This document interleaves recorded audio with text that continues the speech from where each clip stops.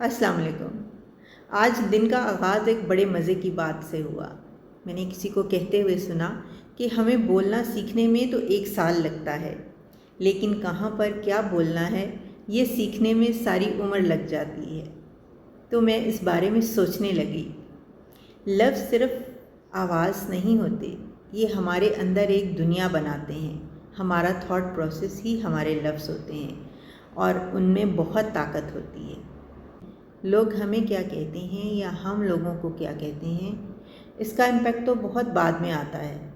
हमारी अपनी लाइफ के लिए सबसे इम्पॉर्टेंट बात यह है कि हम खुद को क्या कहते हैं, हम अपने बारे में क्या सोचते हैं। जब हम कोई काम प्लान करने लगते हैं और उसके बारे में सोचना शुरू करते हैं तो हमारी 70% सोचें हमारी नेगेटिव स्टेटमेंट्स पे बेस करती हैं।